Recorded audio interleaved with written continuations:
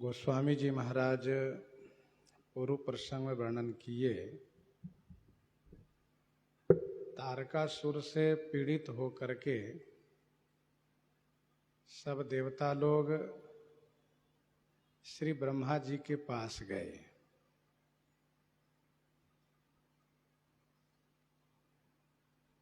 श्री ब्रह्मा जी ने देखा कि सब देवता सचमुच तेजहीन हो गए हैं।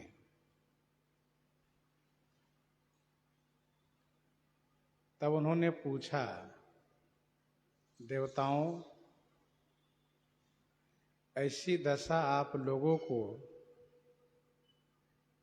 कैसे प्राप्त हुई है?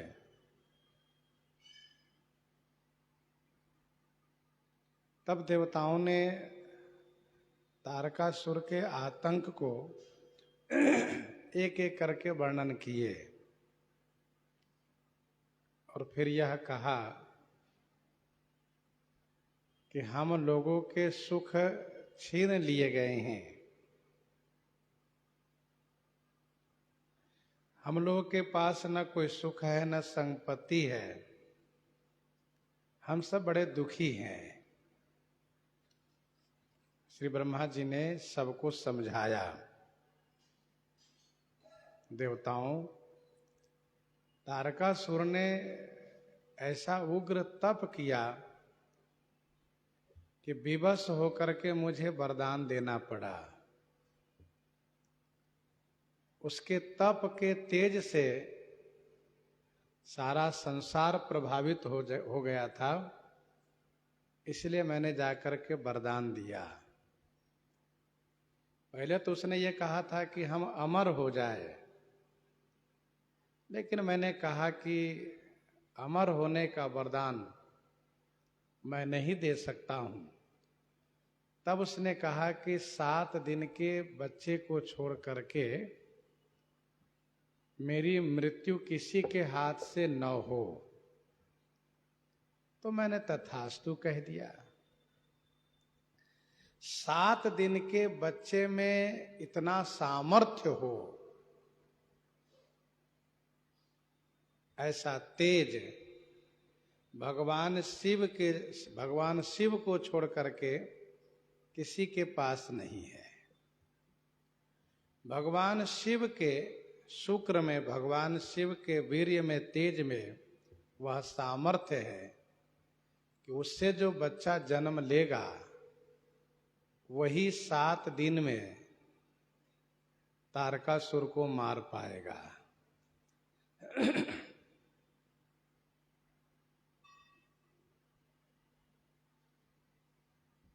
मोर कहा सुनी करहु उपाई, हो यही ईश्वर करहि सहाई। मोर कहा सुनी करहु उपाई, हो यही ईश्वर करहि सहाई।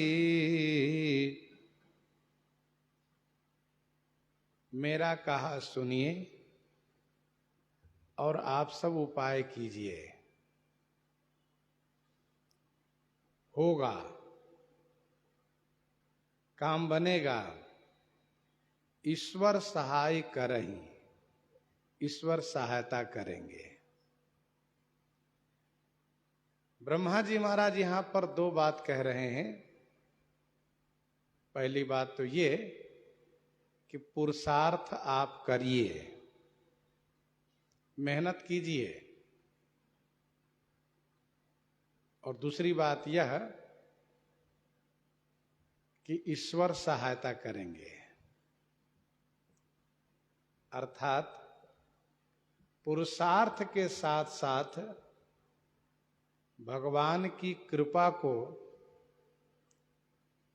मान करके कार्य की सफलता में विश्वास रखना चाहिए।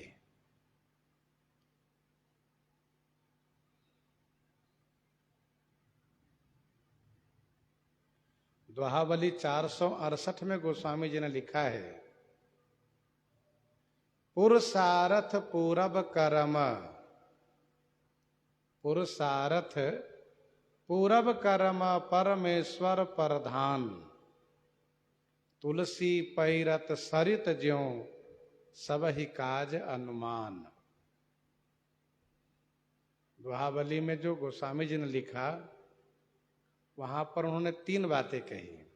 पुरुषार्थ पूरब कर्म, परमेश्वर प्रधान, पुरुषार्थ के साथ साथ पूरब कर्म को जोड़े रखना चाहिए और परमेश्वर को प्रधान मान करके कर्म करना चाहिए।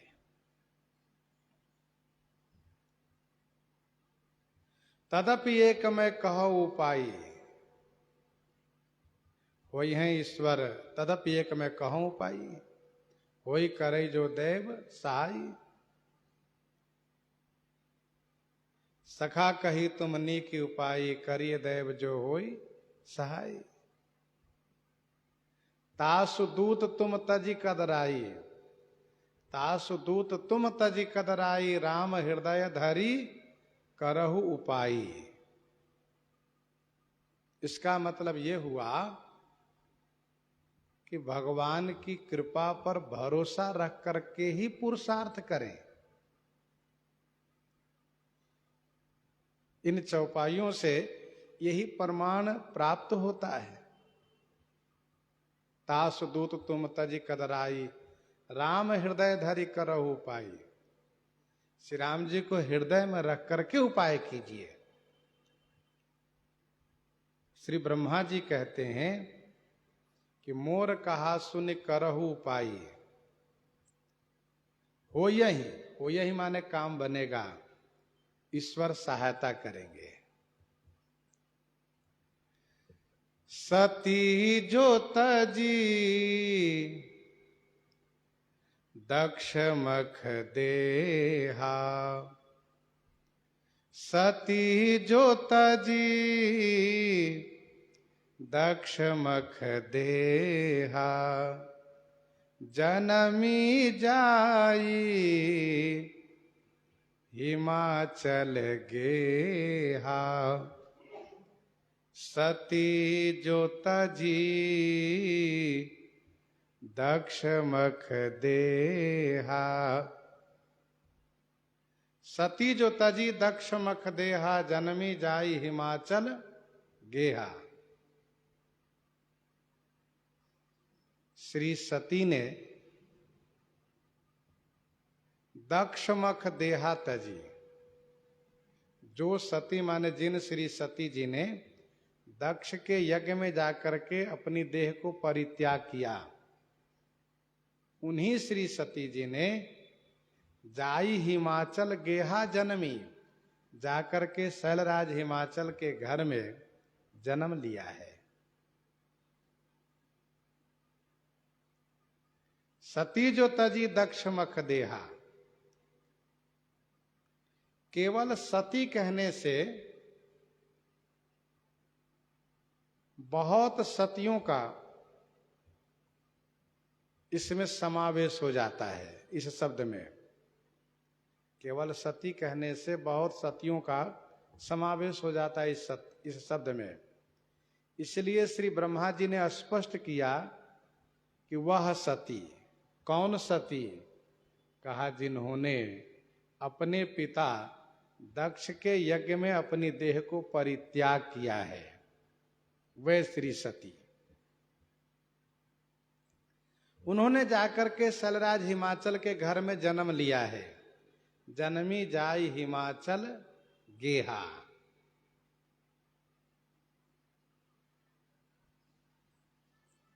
और ते ही तप कीन्ह शंभुपति लागी, शिव समाधि बैठे सब त्यागी। ते ही तप कीन्ह शंभुपति लागी शिव समाधि बैठे सब त्यागी। ते ही माने उन्हीं श्री सती जी ने अब श्री पार्वती के रूप में हैं, उन्हीं ने शंभुपति लागी तप किन्न, उन्हीं श्री सती जी ने जो पार्वती जी के रूप में हैं, शंभुपति लागी तप किन्न माने तप किया है।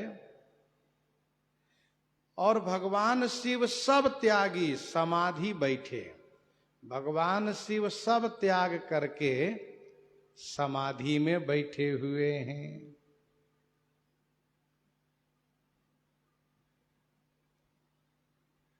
तेहि तप किन्ह शंभुपति लागी शिव समाधि बैठे सब त्यागी।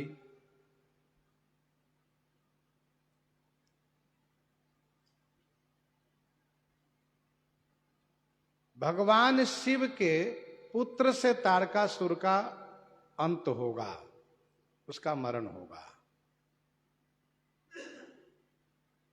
तो शिव जी का विवाह कैसे हो, इसी संदर्भ में श्री ब्रह्मा जी अपना विचार देवताओं के समक्ष रख रहे हैं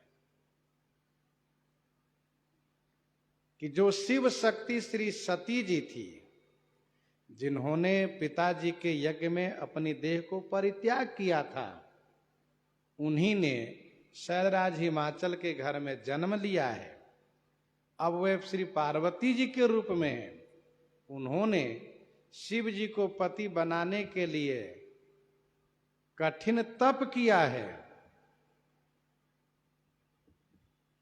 और मैंने उनको वरदान भी दिया है। उन्होंने सप्तऋषियों को स्पष्ट बताया भी है कि देखो मुनि अविवेक हमारा चाहिए सदा शिव ही भरतारा। परंतु भगवान शिव सब त्याग करके समाधि में बैठे हैं।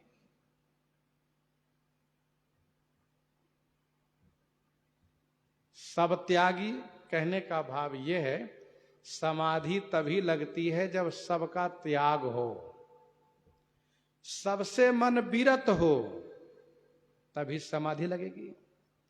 यदि कहीं मन अनुरक्त है, कहीं मन लगा है, समाधि लग नहीं पाएगी। इसलिए कहा सब त्यागी।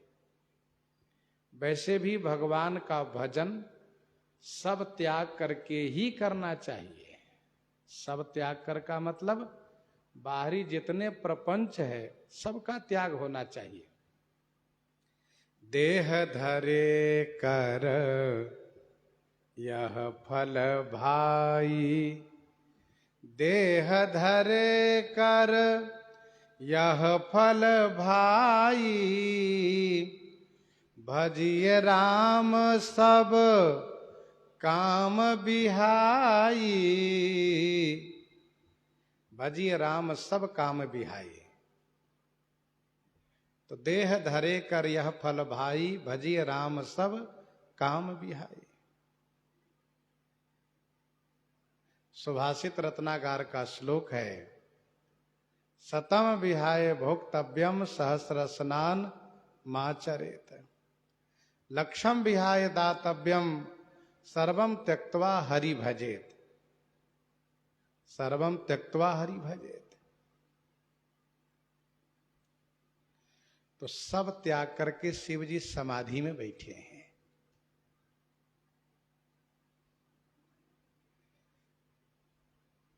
उनको समाधि से जगाना पड़ेगा और यह कार्य बड़ा कठिन है। यद्यपि अहई असमंजस भारी, तदपि बात एक सुनहु हमारी, तदपि बात एक सुनहु हमारी। यद्यपि अहि अस मंजस भारी, तदपि बात एक सुनहु हमारी। यद्यपि भारी असमंजस अहि माने है, भारी असमंजस है, भारी दुविधा है। तदपि माने फिर भी हमारी एक बात आप सुनिए।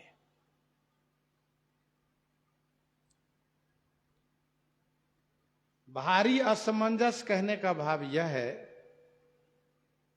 कि समाधि कब छूटेगी यह कहना बड़ा मुश्किल है।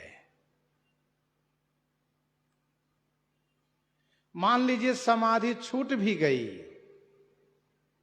तो वे विवाह के लिए राजी होंगे या नहीं, यह भी कहना बड़ा मुश्किल है। कितने वर्ष के बाद उनकी समाधि छूटेगी यह भी नहीं कहा जा सकता। पूर्व समय में जब उन्होंने समाधि लगाई थी तो 87,000 वर्ष बिता दिए थे।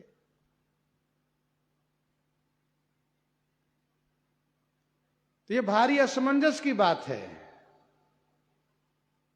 फिर भी आप हमारी बात सुनिए।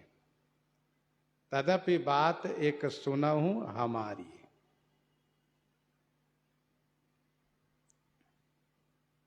पठबहु काम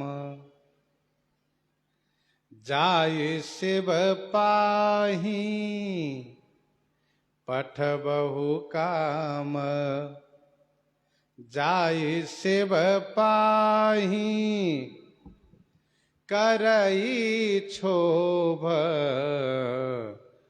शंकर मन माही, करई क्षोभ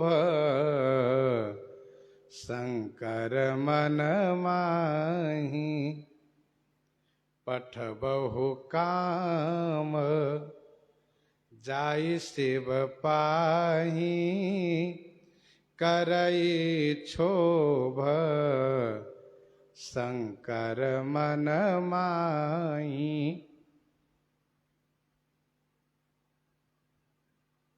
जाई शिव पाही काम पठबहु। आप लोग जा करके अपने लोक में जा करके और कामदेव को शिव जी के पास भेजिए। उनसे यह कह करके कि आप जाइए, कामदेव से कहिए कि आप जाइए और भगवान शिव के मन में क्षोभ उत्पन्न कर दीजिए। करई क्षोभ शंकर मन माही। श्री शंकर जी के मन में क्षोभ उत्पन्न कर दे। पठबहु काम जाय शिव पाही, करई क्षोभ शंकर मन माही।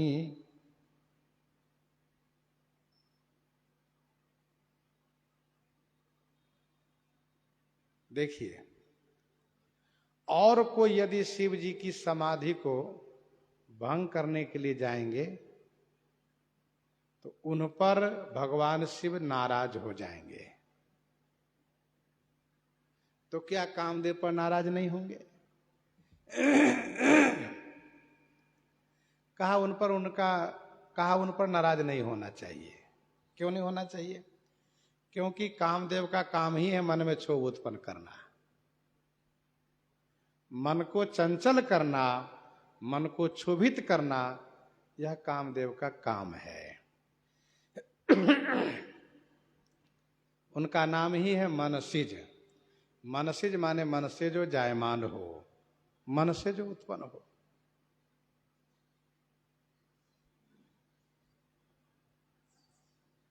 लेकिन भगवान शिव नाराज होंगे या नहीं होंगे, एक तो समय पर पता चलेगा। श्री ब्रह्मा जी कहते हैं कि आप लोग जाकर के कामदेव को भगवान शिव के पास भेजिए, यह कह करके कि जैसा भी हो वे भगवान शिव के मन को क्षुभित कर दें, मन को चंचल कर दे। समाधि भंग तभी होगी जब मन क्षुब्ध होगा। ध्यान दीजिएगा, सभी इंद्रियों का संबंध मन से होता है। जब मन चंचल हो जाएगा तो स्वाभाविक है कि सभी इंद्रियां क्षुब्ध हो उठेंगी। इसीलिए आप लोग कामदेव को भेजिए, यह काम कामदेव ही कर सकता है और कोई नहीं।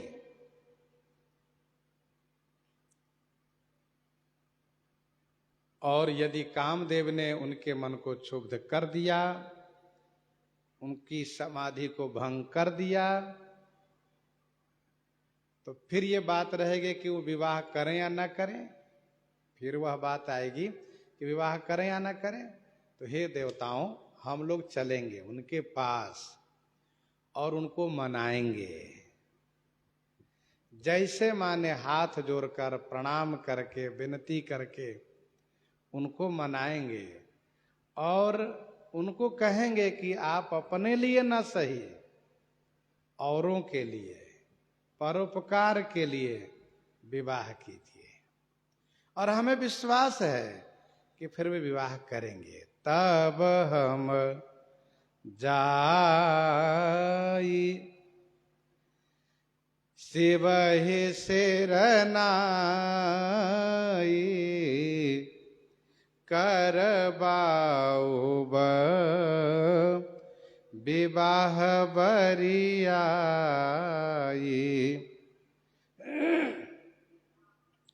तब हम जाई शिव ही सिरनाई। तब हम जा करके शिव जी को प्रणाम करेंगे। श्री ब्रह्मा जी कह रहे हैं, और बरियाई विवाह करवाओ,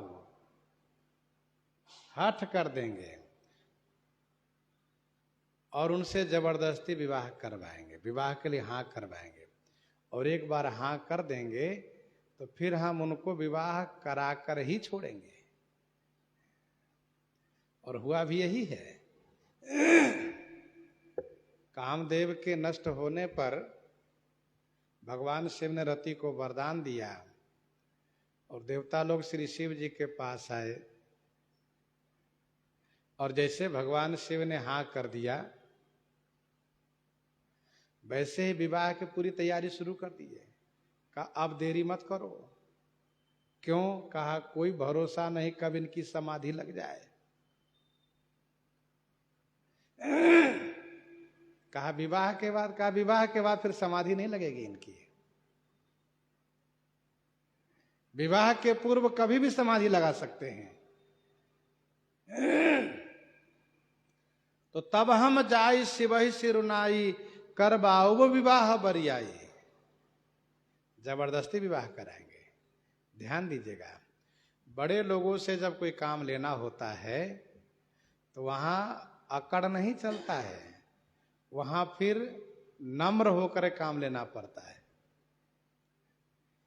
ब्रह्मा जी, श्री विष्णु जी, श्री शंकर जी, ये त्रिदेव तीनों महान हैं। श्रीमद् भागवत जी में वर्णन है कि तीनों ब्रह्म का ही स्वरूप है। ब्रह्म ही तीन रूप में आए हैं सृष्टि के कार्य को करने के लिए। एक उत्पन्न करते हैं, एक पालन करते हैं, एक संहार करते हैं। अच्छा, एक विशेषता ये है, यदि ठीक से हम विचार करके देखें तो भगवान विष्णु से ब्रह्मा जी, ब्रह्मा जी से शिव जी, ऐसे तो उत्पन्न हुए हैं। भागवत जी में ऐसे ही वर्णन है और पुराणों में वर्णन है। भगवान के नाभि से कमल, कमल से ब्रह्मा जी, और फिर ब्रह्मा जी के भौवें से रुद्र भगवान शिव की उत्पत्ति है। फिर भी तीनों की अपनी गरिमा है। तीनों की व्यवस्था यह है कि जिनसे काम होना होता है उनके पास देवताओं के साथ दोनों जाते हैं और स्तुति वंदन प्रणाम सब करते हैं। यदि ब्रह्मा जी से बात बननी हो तो श्री शिव जी श्री विष्णु जी जाएंगे, साथ में देव लोग होंगे।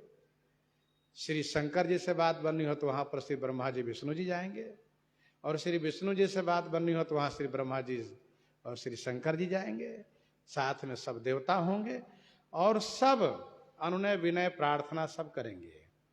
वहां ऐसा नहीं लगता है कि अमुक बड़े अमुक छोटे, जिनसे काम होना है वही सबसे बड़े दिखते हैं और सब उनकी स्तुति करते हैं। तो श्री ब्रह्मा जी ने कहा कि तब हम जाए शिव ही सिरुनाई, सिर नवाएंगे,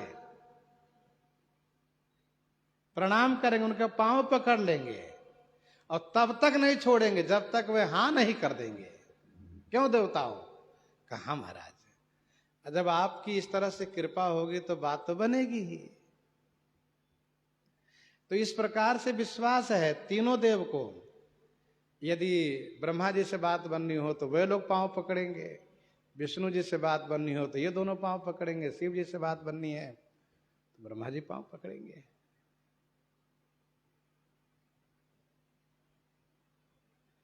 तब हम जाए शिव ही सिरुनाई।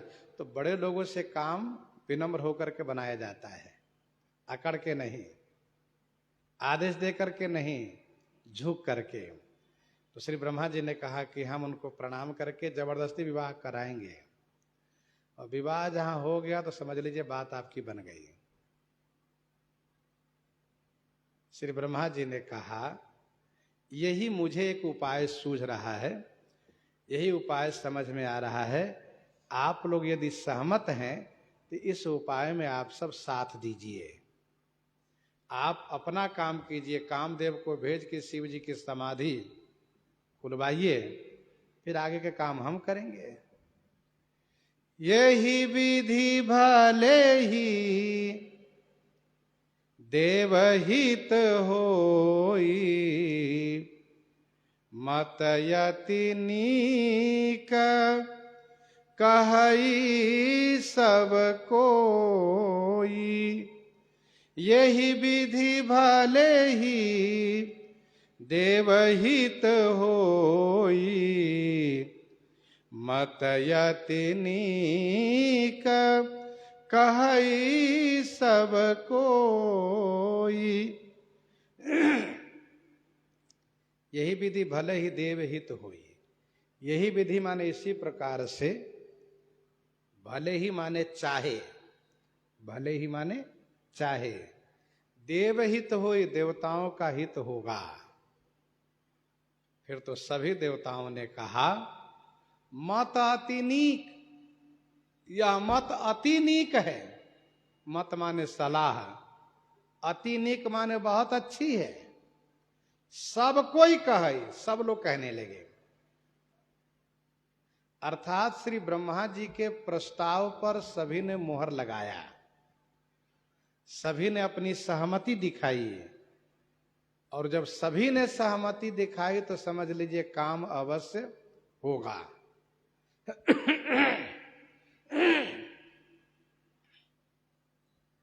कहीं पर कोई विचार हो रहा हो,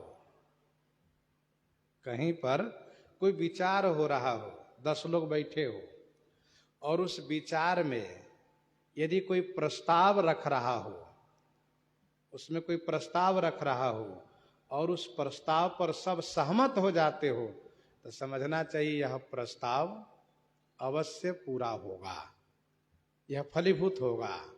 और यदि कोई प्रस्ताव रखता हो और 2-4 लोग कहते हो ठीक है और 2-4 लोग कहते हो कि नहीं ठीक नहीं है, तो समझ लो कि ये होने वाला नहीं है।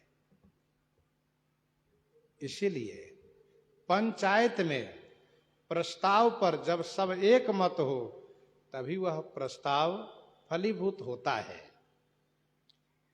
मोर वचन सबके मन माना, यह उस वक्त की बात है जब रावण के अत्याचार से पीड़ित हो करके सब देवता लोग भगवान ब्रह्मा के पास सुमेरु पर्वत पर पहुंचे हैं, भगवान शिव भी हैं।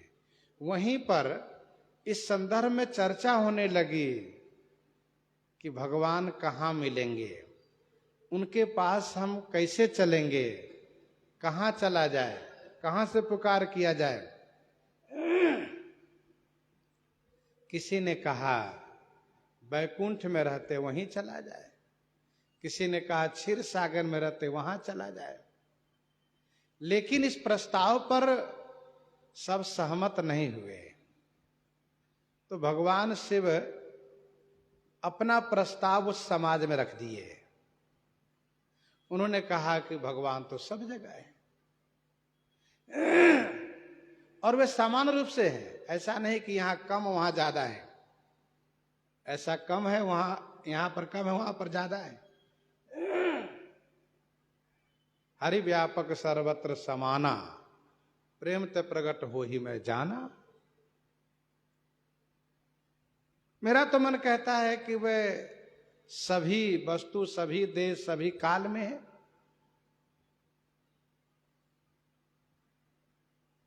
भगवान वहीं प्रकट हो सकते जहां से हम पुकारेंगे, जहां से हम बुलाएंगे। ठीक उसी प्रकार से जिस प्रकार से अग्नि प्रकट हो जाती है, भाई लकड़ी है तो अग्नि प्रकट हो सकती है,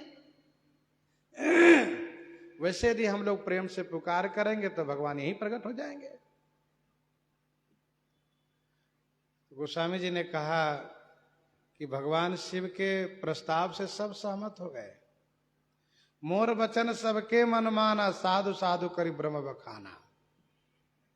और फिर सबने मिलकर स्तुति की है और स्तुति करने पर तुरंत आकाशवाणी हुई, बात बन गई।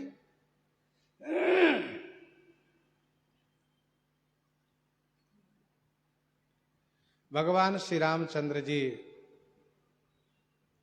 लंका में पहुंच गए सेना के साथ। सुबेल पर्वत पर पड़ाव डाल दिए, अर्थात डेरा डाल दिए। रात्रि विश्राम हुआ। प्रातः काल जगने के बाद श्री राम जी अपने मंत्रियों को बुलाए और मंत्रियों से प्रभु ने कहा हम लोग लंका में आ गए हैं, अब आगे क्या करना चाहिए, इस संदर्भ में आप लोग अपना विचार रखिए। तो श्री जामवंत जी महाराज अपना प्रस्ताव रख दिए कि सरकार, यद्यपि हनुमान जी रावण के पास एक बार हो चुके हैं, जा चुके हैं, लेकिन तब हनुमान जी श्री सीता जी की खोज में गए थे, दूत के रूप में नहीं गए थे। नीति कहती है कि शत्रु के पास एक बार दूत भेजा जाना चाहिए और अपना विचार उनको अवगत कराया जाना चाहिए। यदि वह विचार में सहमत हो जाए तो युद्ध को टाला जाना चाहिए, युद्ध न हो यह प्रयास करना चाहिए। और यदि विचार से सहमत न हो और शत्रु यदि युद्ध के लिए ही उतारू हो, उतावला हो, तो फिर उनसे पीछे नहीं हटना चाहिए। रावण की सभा में भी इस प्रस्ताव को उनके बेटे ने रखा, लेकिन रावण ने इस प्रस्ताव को ठुकरा दिया। श्री राम जी के सामने श्री जामवंत जी ने प्रस्ताव रखा और यह भी स्पष्ट किया कि दूत के रूप में मेरा विचार है कि बाली पुत्र अंगद को भेजा जाना चाहिए, क्योंकि बाली से रावण का संबंध रहा है। इस नाते से अंगद की बात पर रावण अवश्य ध्यान देगा। गोस्वामी जी कहते हैं यह विचार सबको अच्छा लग गया। नीक मंत्र सबके मन माना, नीक मंत्र सबके मन माना, अंगद सनका कृपा निधाना।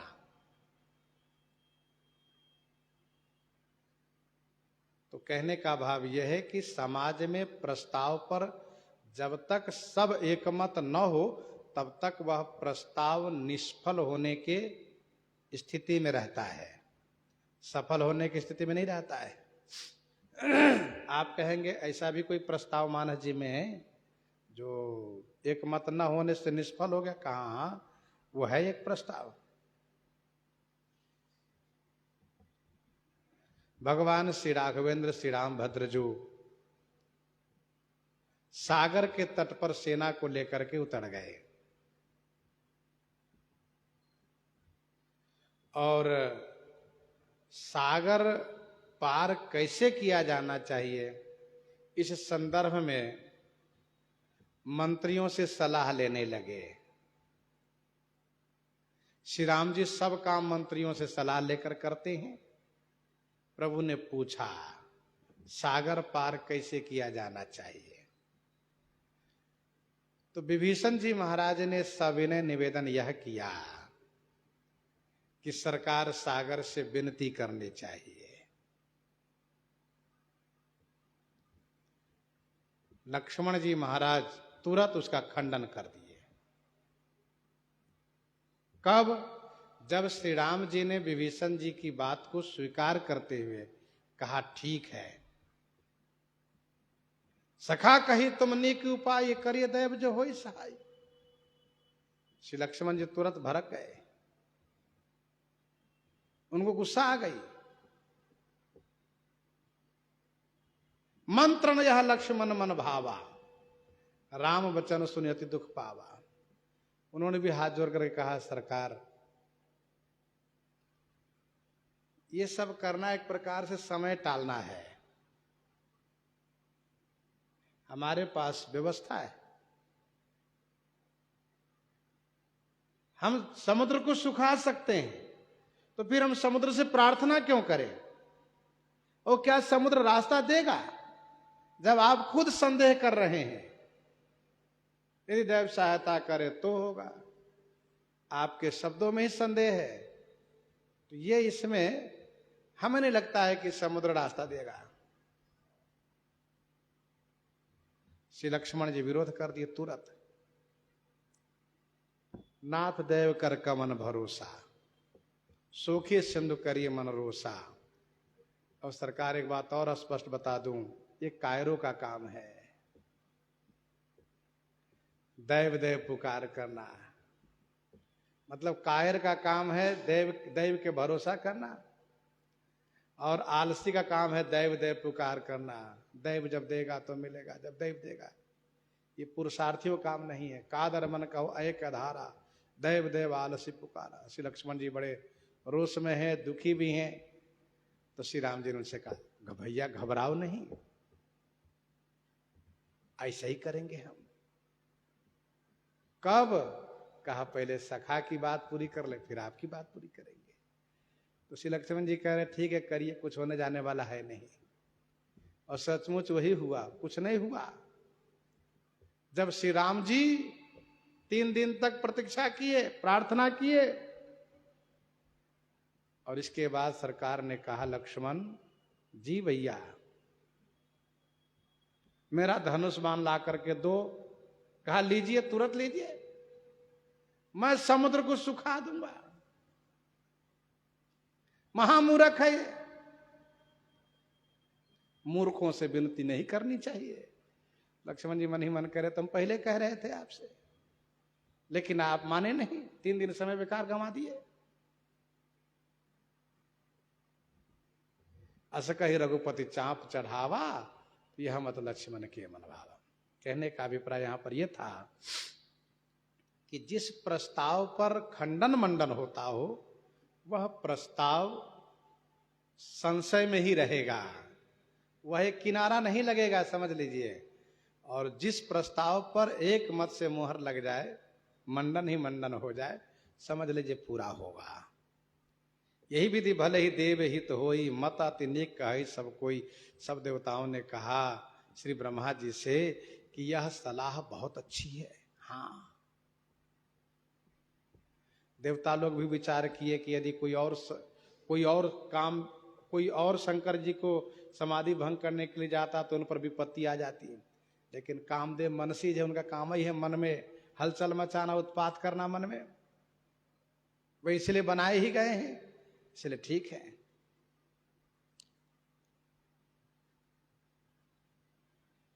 स्तुति सुरन किन्ह अति हेतु, स्तुति सुरन किन्ह अति हेतु, प्रगट्यउ विषम बाण झसकेतु, प्रगट्यउ विषम बाण झसकेतु।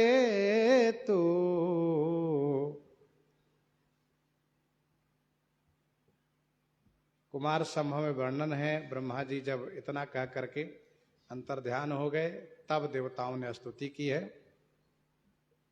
श्री ब्रह्मा जी ने यह कहा था कि जाकर के कामदेव को भेजिए, जिसमें ब्रह्मा जी का इशारा यह था कि कामदेव भी स्वर्ग में ही रहते हैं, आप लोग वहीं जाइए, वहीं से भेजिएगा।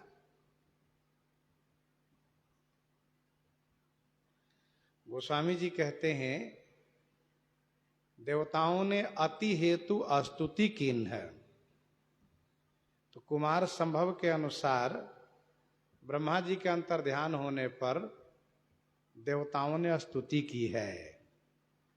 स्तुति सुरण कीन अति हेतु, अति हेतु माने अति प्रेम से सुरण देवताओं ने स्तुति की है। कामदेव ने सोचा क्या बात है, आज हमारी स्तुति की जा रही है भाई, कुछ न कुछ काम होगा इसलिए हमारी स्तुति की जा रही है। फिर तो कामदेव रथारूढ़ होकर के अपना अस्त्र शस्त्र लेकर के प्रकट हो गए। प्रगट्यउ विषम बाण, खाली हाथे नहीं आए, विषम बाण माने कठिन बाण, 5 बाण लेकर आए। और झस केतु माने मीन ध्वजी, झस माने मछली, केतु माने ध्वजा, जिनकी ध्वजा में मीन का चिन्ह है, मछली का चिन्ह है। ध्वजा का मतलब हाथ में ध्वजा लेकर नहीं, रथ पर आए हैं, रथ की ध्वजा में मछली का चिन्ह है।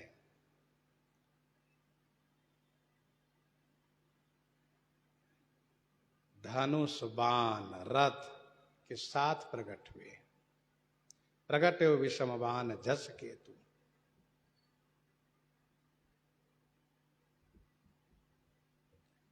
कामदेव मीन ध्वजी है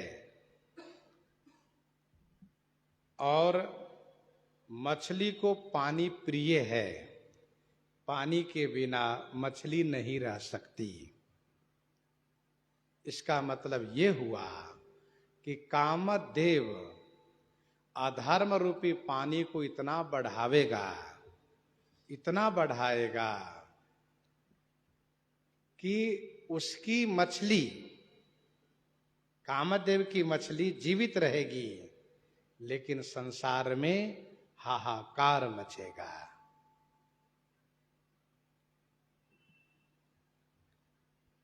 प्रगट्यउ विषम बाण झस केतु। हेतु माने प्रेम, अति हेतु से, हर से हेतु हेरी हर ही को, हेतु माने प्रेम।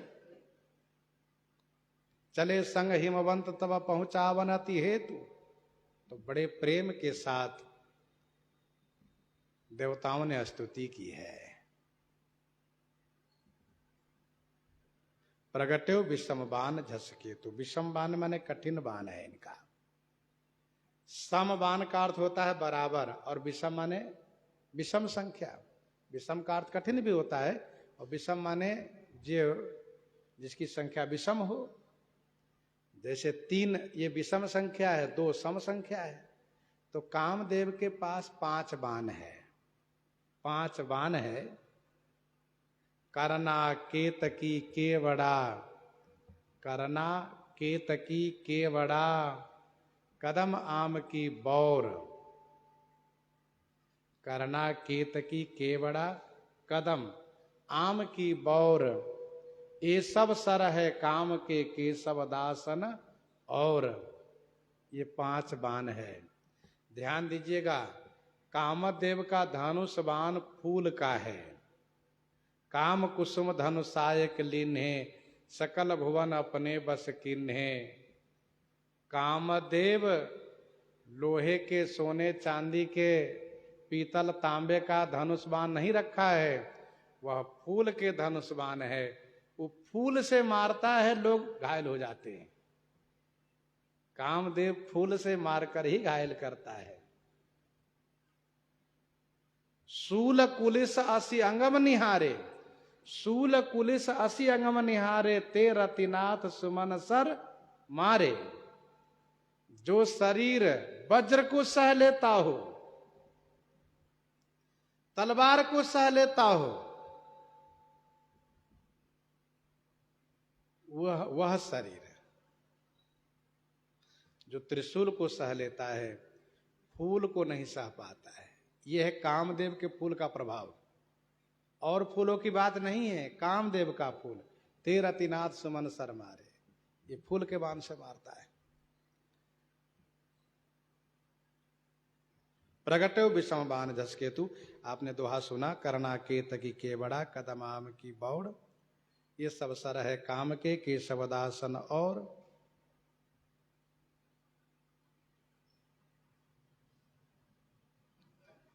एक बात और ध्यान दीजिएगा, मछली जो है ना, वशीकरण का चिन्ह माना जाता है। मछली वशीकरण का चिन्ह माना जाता है। इसका मतलब यह हुआ कि कामदेव का जो रथ है ना, उस रथ की ध्वजा पर जो मछली का चिन्ह है, तो रथ की ध्वजा मानो वशीकरण के प्रतीक है। कामदेव की रथ की ओर जो देखता है वह विमोहित हो जाता है, क्योंकि मछली वशीकरण का चिन्ह माना जाता है। और अभी आपने सुना कि मछली को जल सर्वाधिक प्रिय है, पानी के बिना एक पल भी जीवित नहीं रहना चाहती। दोहावली 318 में गोस्वामी जी ने लिखा, मकर उरग दादुर कमठ जल जीवन जल गेह। मकर उरग दादुर कमठ जल जीवन जल गेह, तुलसी एक मीन को है सांचिलो स्नेह। तुलसी एक मीन को है सांचिलो स्नेह। अस्तुति सुरन कीन्ह अति हेतु, प्रगट विषम बाण झस केतु। कामदेव प्रकट हुए। कामदेव ने पूछा, देवताओं क्या बात है, आप लोगों ने बड़ी स्तुति की है, बड़े प्रेम से आप लोगों ने बुलाया है। तब देवताओं ने कहा, हे कामदेव, हम लोग जानते ही नहीं अपितु मानते भी हैं कि सबसे बड़ा बलवान कोई है तो वो आप हो।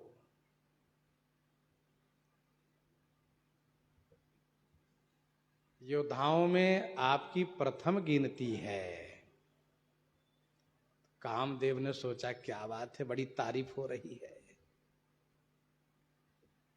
समझ लो जिनकी बड़ी तारीफ हो रही हो, उनसे कोई बहुत बड़ा काम लेने की संभावना है।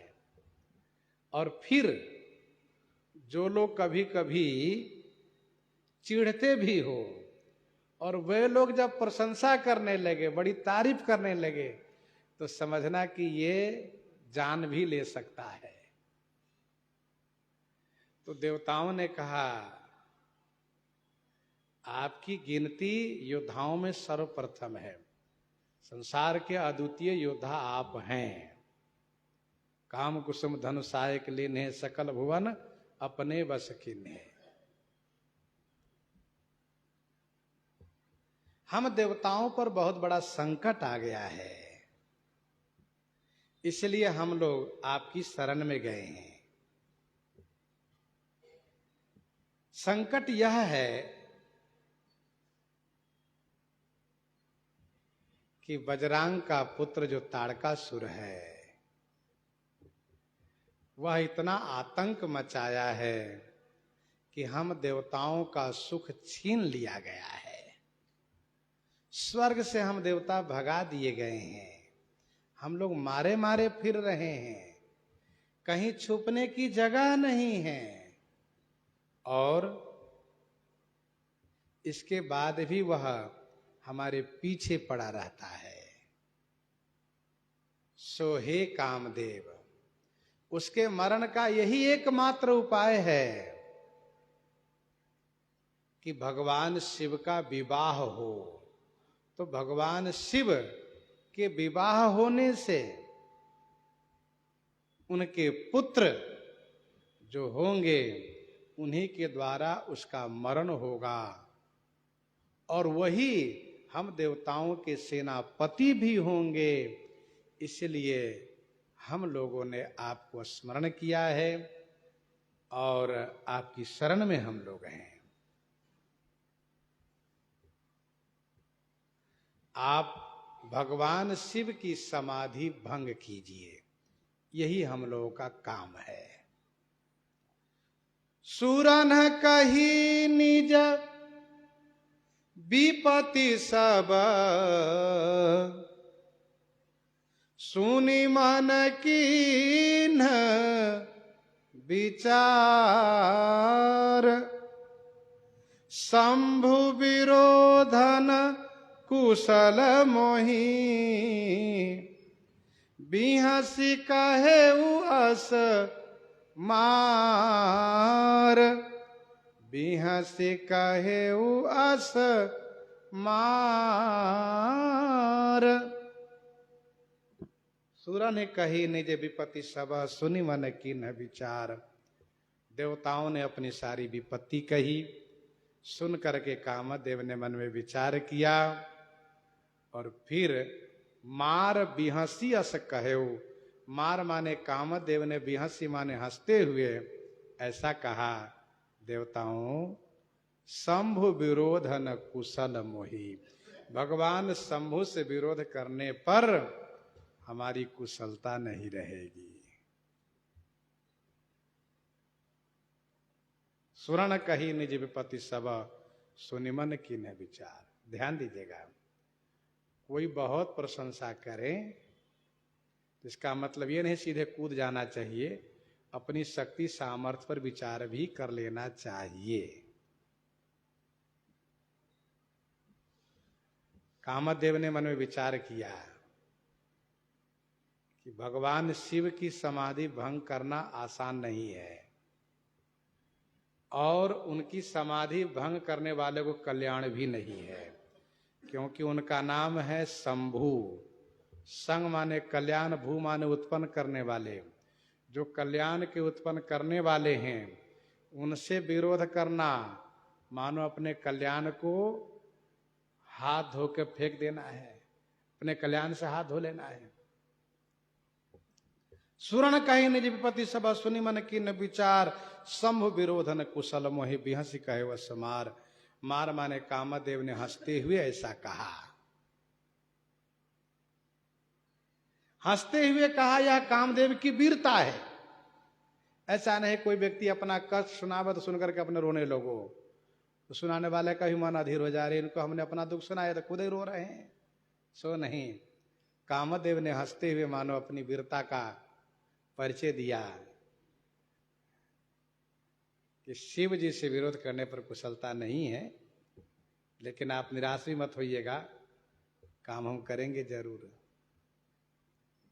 एक बार देवताओं को तो लगा कि अरे कामदेव तो पीछे हट रहे हैं, कैसे क्या होगा, कह रहे हैं सम विरोध न कुशल मोहि। लेकिन फिर जब कामदेव ने कहा कि तदपि कर्म में काज तुम्हारा, तब देवताओं का मन खुश हुआ कि चलो काम तो करेंगे।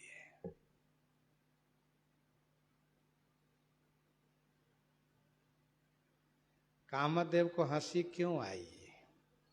हंसी इसलिए आई, संत महापुरुष लोग इस संदर्भ में कहते हैं, हंसी इसलिए आई कि देवताओं की स्वार्थ पारायणता देख करके, देखो इन स्वार्थियों का, इनको नहीं मालूम है कि भगवान शिव महादेव हैं। उनसे विरोध कराने जा रहे हैं हमसे।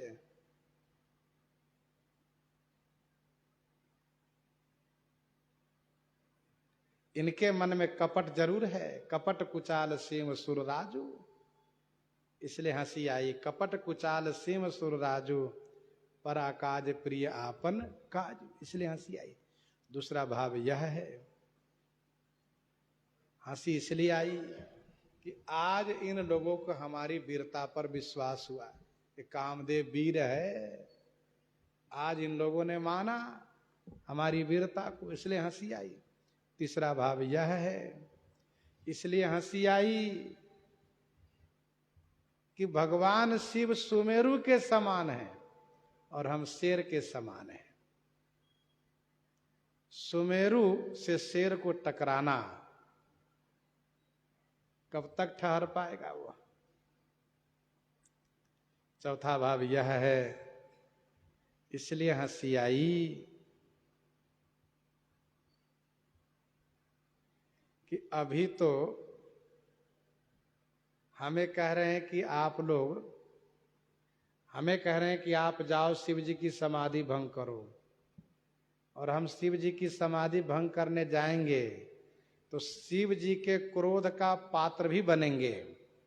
वे गुस्सा करेंगे तो हम भाग के कहाँ जाएंगे, और जब वे गुस्सा करेंगे तो हम पर प्रहार भी करेंगे तो हम तो मर जाएंगे, और हम मर जाएंगे तो ये लोग कल से बैठ कर रोएंगे, क्योंकि देवताओं का जीवन विषय प्रधान है। इन लोगों को सुख बंद हो जाएगा, सुख ही नहीं मिलेगा, ये परेशान होंगे, इसलिए हंसी आई। सन्मुख मरण वीर कई शोभा, यह उत्साह कामदेव के मन में है, इसलिए प्रसन्न है कामदेव। अच्छा, गोस्वामी जी ने कहा मार। मार जो शब्द है ना, उसमें आप अक्षर को परिवर्तन कर दीजिए। म को उठा कर उधर कर दीजिए, र को उठा के इधर कर दीजिए, तो हो जाएगा राम। जिस हृदय में राम है, जिस हृदय में राम है, उस हृदय में क्षोभ पैदा करने के लिए काम चला है। इसलिए गोस्वामी जी कहते हैं यह है मार, अर्थात इस पर मार पड़ेगी, जरूर मार पड़ेगी, क्योंकि श्री राम जिस हृदय में हो, जो राम से विरोध करेगा वह मार जरूर खाएगा। अब मार खाने में कहां तक मार खाएगा कामदेव, ये तो समय बताएगा। तो बिहसी कहे वस मार, मानो कामदेव को भी आभास हो गया कि मार तो खानी पड़ेगी हमको, इसलिए गोस्वामी जी ने पहले कह दिया मार। तदपि करब मैं काज तुम्हारा, श्रुति कह परम धर्म उपकारा।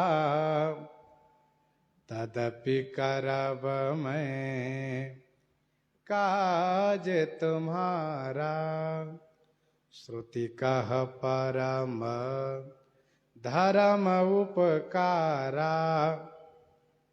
तदपि मैं तुम्हारा काज करब, तदपि माने फिर भी मैं आपका काम अवश्य करूंगा,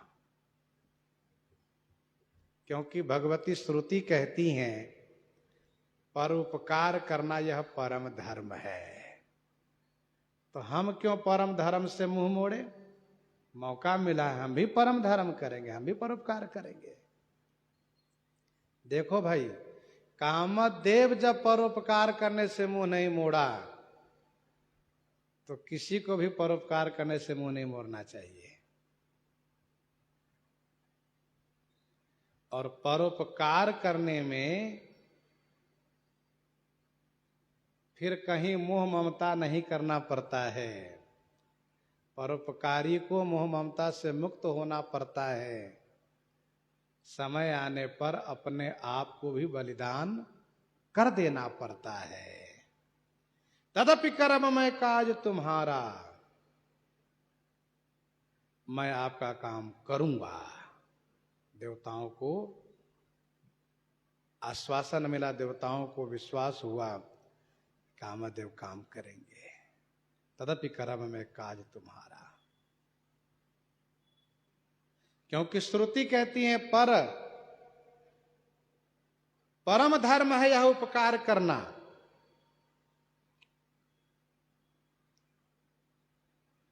परहित सरिस धर्म नहीं भाई, पर पीड़ा सम नहीं अधमाई। भगवान वेद व्यास जी 18 पुराण बनाए। भगवान वेद व्यास जी 18 पुराण की रचना किए। एक बार एक संत ने उनसे पूछा, महाराज ये तो बहुत बड़ा ग्रंथ हो गया, 18 पुराण, इन पुराणों का सिद्धांत क्या है, आप कृपा करके समझा दीजिए। सिद्धांत थोड़ा ही होता है। तो भगवान वेद व्यास जी ने कहा, इनका सिद्धांत ये है, संपूर्ण 18 पुराणों का सिद्धांत है। 18 पुराणेषु व्यासस्य वचनम द्वयम्, परोपकारः पुण्याय पापाय परपीडनम। परोपकार करना पुण्य है, पर पीड़ा पहुंचाना पाप है। यही 18 पुराण का सिद्धांत है। तो श्रुति का परम धर्म उपकारा, परोपकार करना यह परम धर्म है।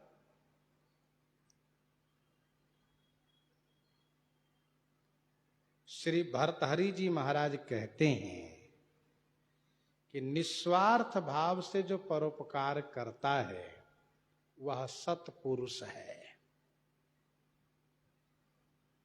जो स्वार्थ लेकर के परोपकार करता है वह सामान्य पुरुष है। और जो अपने स्वार्थ के लिए किसी को नुकसान करता है, हानि पहुंचाता है, वह राक्षस है। लेकिन उसको हम क्या कहें, हम ही नहीं समझ पा रहे हैं। जिसमें उसको कुछ मिलना नहीं, कोई स्वार्थ नहीं है, बिना मतलब के, बिना प्रयोजन के दूसरों को अपकार करता है, हानि पहुंचाता है, उसको हम क्या कहें, हम नहीं समझ पा रहे हैं। तो उत्तम सत्पुरुष वह है जो निस्वार्थ भाव से परोपकार करता है।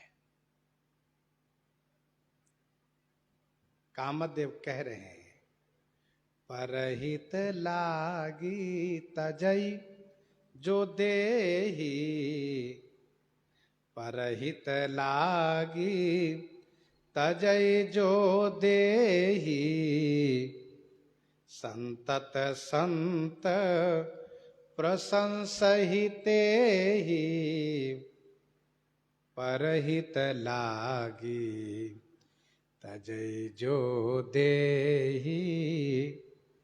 परहित लागी तजई जो देही, जो परहित लागी माने पराय हित के लिए अपनी देह को परित्याग करता है।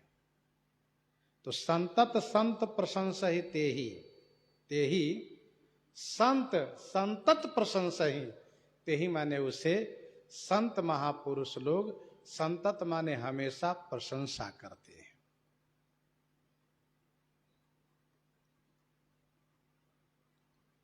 देखो भाई, परोपकार के रहस्य को, परोपकार की महिमा को संत ही जानते हैं, क्योंकि परोपकार वचन मन काया, संत सहज स्वभाव खगराया।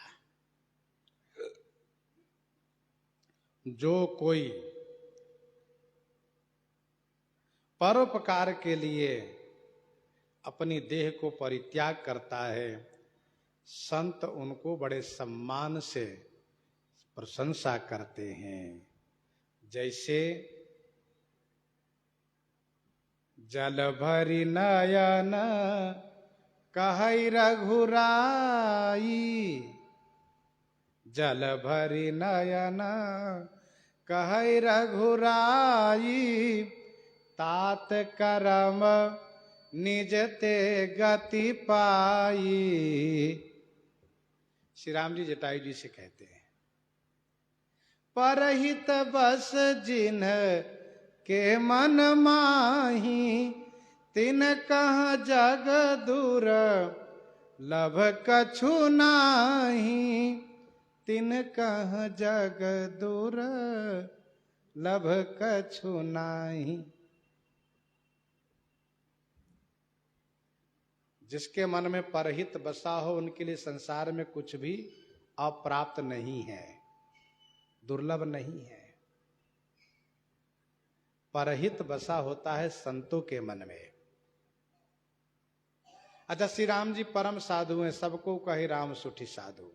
श्री राम जी जटायु जी की प्रशंसा करते हैं, क्योंकि जटायु जी ने परोपकार में अपने शरीर को न्यौछावर कर दिया है। कहा अंगद विचारी मन माही, कहा अंगद विचारी मन माही, धन्य जटायु सम को नाही। क्यों? कहा राम काज कारण तनु त्यागी, हरिपुर गयो परम बड़ भागी। परोपकार के लिए जो शरीर परित्याग करता है उनकी प्रशंसा संत करते हैं। कामदेव कहना यह चाहता है कि संत लोग हमसे नफरत करते थे, अभी तक संत यही कहते कामदेव ठीक नहीं है, बहुत बेकार आदमी है वो। क्यों? अच्छे को ही बुरा बना देता है वह, विषय में प्रवृत्त करा करके। लेकिन अब हमारी प्रशंसा संत करेंगे, कहेंगे नहीं नहीं कामदेव बहुत अच्छा व्यक्ति था। अरे देवताओं के हित के लिए, देवताओं के हित के लिए भगवान शिव की समाधि भंग करने में अपने आप को न्यौछावर कर दिया, बलिदान कर दिया, तो संत प्रशंसा करेंगे। और एक बात ध्यान दीजिएगा, संत जिनकी प्रशंसा करते हो उन्हीं का जीवन धन्य माना जाता है। संत जिनकी प्रशंसा करें उन्हीं का जीवन धन्य है। बाकी तो बहुत लोग प्रशंसा करते तो सिर्फ प्रशंसा में झूठ सांच भी कह देते, लेकिन संत यथार्थ वक्ता होते हैं। संत जिनकी प्रशंसा करे उनका जीवन धन्य है। इसी बात को ध्यान में रखते हुए निषाद राज ने कहा, साधु समाजन जाकर लेखा, साधु समाजन जा कर लेखा, राम भगत महु जा सुन रेखा, जाये जियत जग सो मही भारू, जाये जियत जग सो मही भारू, जननी जौवन बिटप कुठारू, जननी जौवन बिटप कुठारू, जाय जियत जग सोमय भारू। तो साधु समाज में जिनका स्थान मिल जाए, साधु समाज न जाकर लेखा। कामदेव खुश हो रहा है कि अब आज के बाद संत लोग मेरी प्रशंसा करेंगे। कामदेव, अरे वाह, तुम तो सचमुच वीर हो, तुमने बड़ा उपकार किया है। क्योंकि असुर साधुओं को सता रहा है, मेरे इस कार्य से असुर मारे जाएंगे तो हमारी प्रशंसा होगी।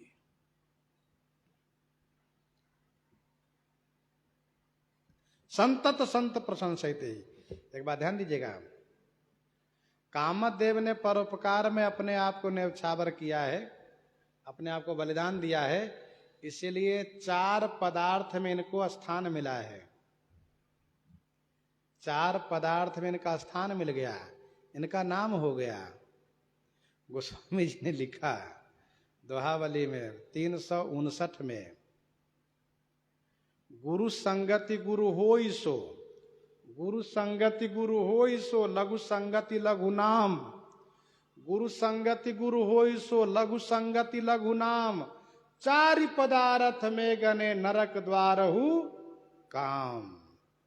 4 पदार्थ में इनका नाम हो गया, अर्थ, धर्म, काम, मोक्ष।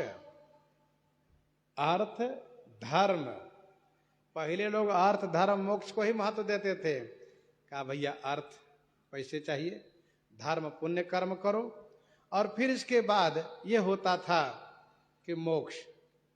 लेकिन जब कामदेव ने परोपकार में अपने आप को बलिदान कर दिया, तो अब लोग आदर के साथ कहते सुनो, अर्थ धर्म काम तब मोक्ष।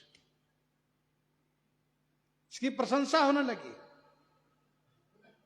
अस कही चले सब ही सिर नाई, सुमन धनुष कर सहित सहाई। अस कही चले सब ही सिर नाई। ऐसा कह करके कामदेव ने सबको प्रणाम किया। सब लोगों ने हृदय से मंगल कामना किया, विजयी भव। अस कही चले उस सब ही सिरुनाई, सुमन धनुष कर सहित सहाई। हाथ में फूल का धनुष है, सहायक इनके साथ हैं। सहायक जैसे बसंत इनके मित्र साथ में हैं, तथा अप्सराएं ये सब साथ में हैं। अस कही चले उस सब ही सिरुनाई।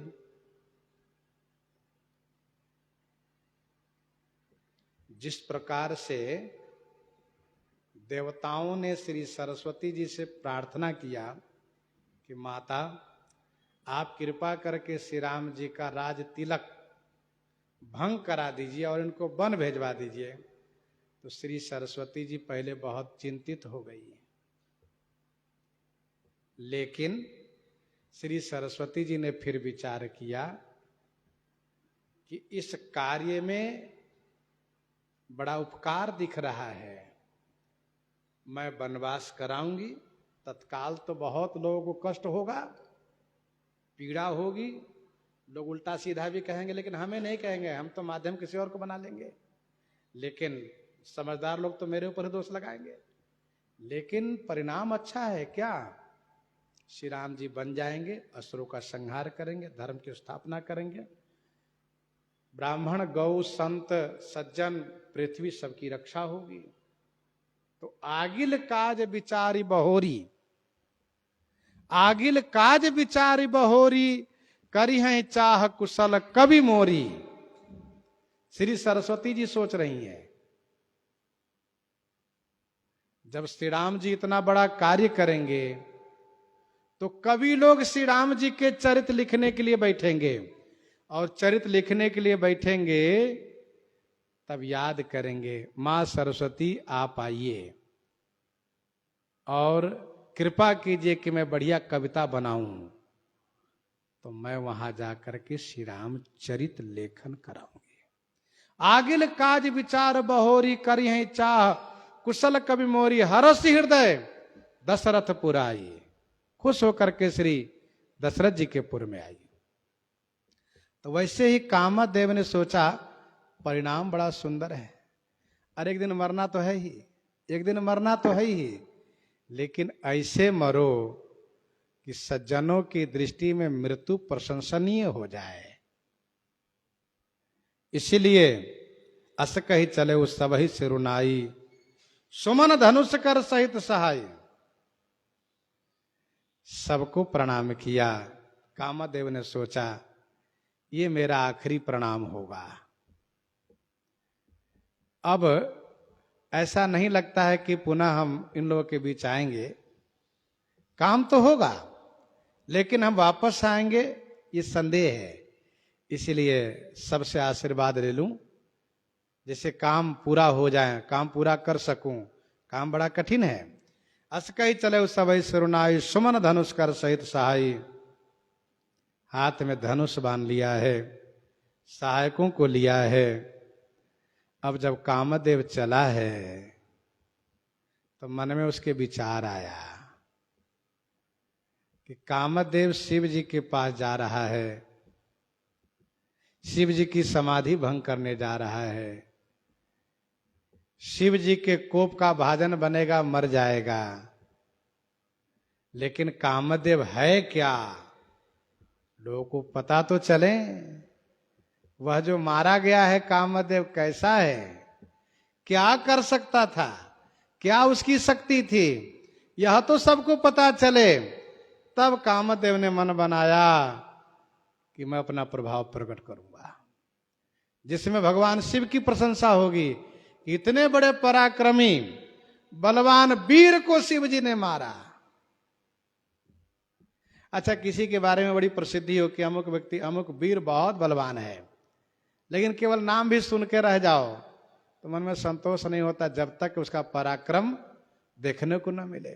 तो कामदेव ने मन बना लिया कि अब मैं अपना पराक्रम प्रकट करूंगा। सो प्रसंग हम लोग आगे सुनेंगे। यहीं हृदयांगम करते हुए आइए श्रवण करते हैं श्री भक्तमाल जी से।